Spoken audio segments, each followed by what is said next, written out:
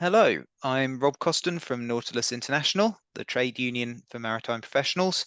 And today I'm talking about the MCA's Marine Guidance Note 476. That contains important advice for seafarers working on ships that are flagged by states that haven't ratified the Maritime Labour Convention. Fortunately, I can call on the union's Director of Legal Services, Charles Boyle, who's a recognised expert on the MLC. Charles, thanks very much for talking to me about this. Hello, Rob. You're welcome. Thank you. So, first of all, can you give a really brief summary of why the MLC is important? Well, the MLC is such a comprehensive, wide-sweeping instrument which deals with just about every relevant maritime condition in terms of living and working conditions. When it came into force, it basically consolidated all the previous conventions and recommendations within this sphere. Not only did it consolidate them, but it updated them. And it put them all in one instrument so that when countries choose to ratify the MLC, they are basically signing up to all of these standards. Whereas in the past, all these conventions were separate conventions, like, for instance, on working time, on accommodation, seafarers' qualifications, and some states basically signed up to some, but not others. So in other words, they cherry-picked the ones that suited them. And it meant there was huge gaps in coverage. But what the MLC has done has basically, as I said, consolidated this so that, well over 100 countries have now ratified the MLC, which gives it a very, very wide application indeed. So it sounds like it's a really good way for seafarers to know what rights they have and to begin the process of getting those rights enforced when they're violated. Well, yeah, the MLC, not only does it set out these substantive rights, which flag states have to implement within their own national legal systems, but it also has important checks and balances and enforcement measurements. So, for instance, the MLC is there to set up a regime of firm but flexible enforcement. So flag states do get some maneuverability with the way that they implement the MLC through the concept called substantial equivalence. And there is also scope for some exemptions, for instance, on accommodation sizes on very small ships or special purpose ships or cruise ships. But the enforcement regime basically means that ships have to be inspected before they're issued with maritime labour certificates.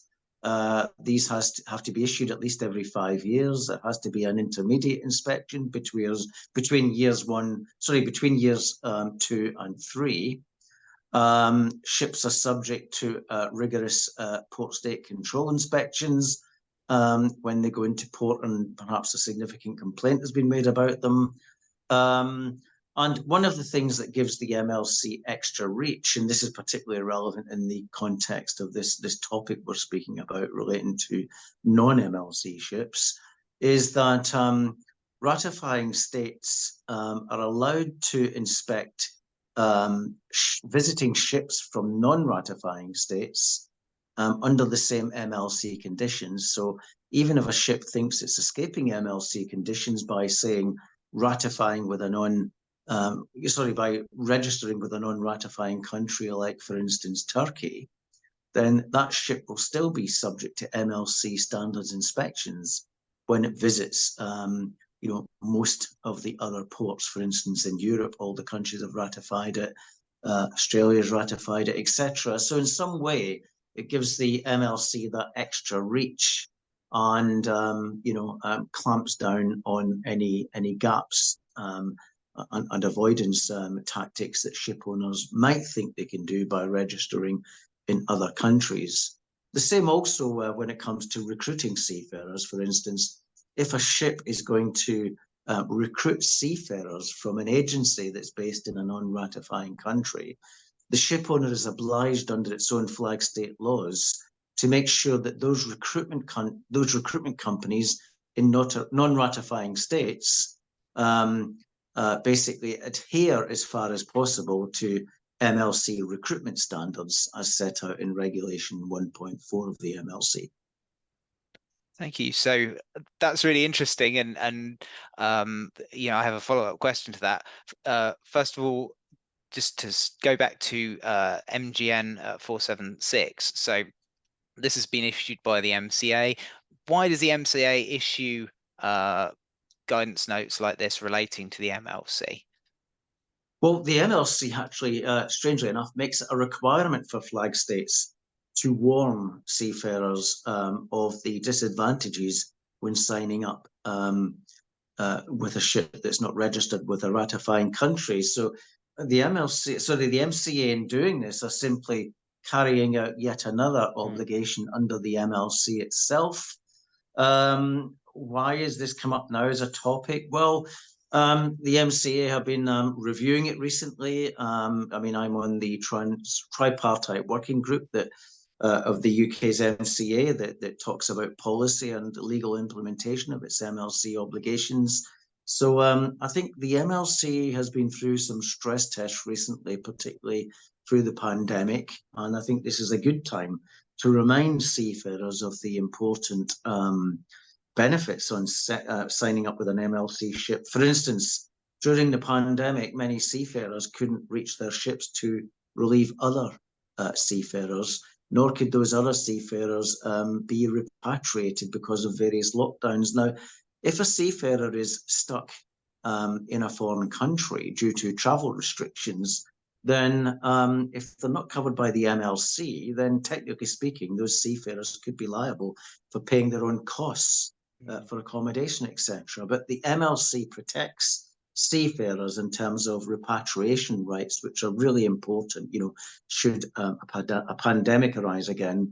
And I know that there has been a lot of work going on since the pandemic in our efforts to amend the MLC. Now, in 2022, there were some important amendments to the MLC to strengthen the repatriation provisions and to strengthen access to shore bases for important and urgent medical treatment for seafarers. Those arose through difficulties that the pandemic exposed, that some countries were trying to take the view that, okay, we've got a force majeure situation here that's never arisen again. We don't have to worry about the MLC obligations because it's hard to comply with it. Well, what we're trying to do through the ILO is make it clear that if it's a bit harder to comply with it, then that's irrelevant. You must comply with it unless it's impossible. So the recent and forthcoming visits to Geneva in terms of amendments to the MLC will be trying to strengthen the MLC because of the lessons we learned during the pandemic. Now, the MLC gives important rights through the fact that seafarers must be issued with a seafarer's employment agreement. Unless they're on an MLC ship, then there's no obligation for a ship owner to give a seafarer's employment agreement to a seafarer. And what an employment agreement does is it sets out so many of these rights on a contractual basis so that it gives seafarers an extra string to their bow when it comes to enforcement. Not only can they bring claims under flag state laws for non-compliances or make onboard or onshore complaints to the various authorities, they can actually bring breach of contract claims because these are set out in their MLC contracts. So again, the MLC basically, it sets out this very, very integrated system of, substantive rights, and information about, empowering seafarers about their rights because they have to know them. And this MGN 476 is one way of letting them know about that, and enforcement measures, whether that's through flag state, port state, or unions, the ITF, or reporting serious non-compliances to the ILO itself. So you mentioned there are a couple of the advantages of being on a ship that's flagged in a state that has ratified the MLC compared to the disadvantages of going on a ship from a state that hasn't ratified it.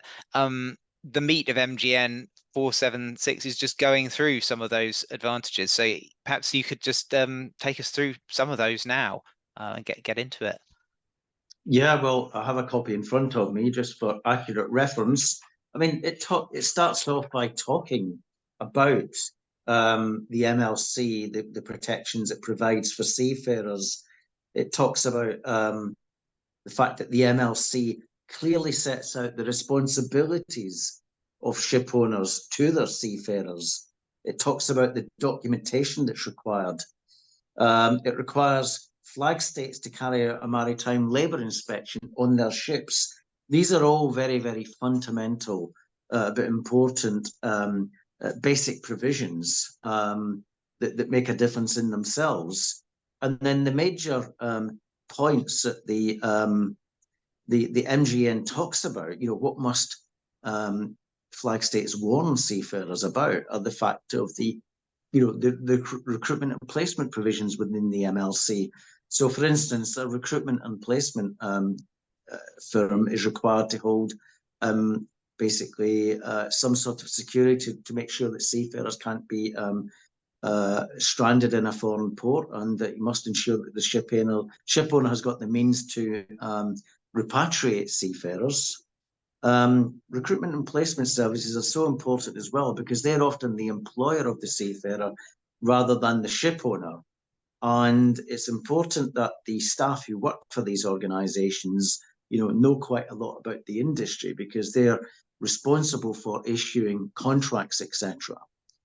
And in fact, one of the changes that will be coming into force in December 2024, just in a few months' time, relating to recruitment companies, is one of the amendments that was agreed in 2022 in Geneva. Now, that will require these organizations to issue the seafarer with written information about the financial system of protection that the organization is required to maintain to cover any liabilities that the ship owner or the recruitment and placement has towards the seafarers. So this is yet another angle that seafarers will be able to explore when it comes to trying to recover arrears of wages, is to ask the recruitment company, what is your system of protection about and what does it cover? And so recruitment companies haven't been required to make seafarers aware of this up until now, but that will change in December.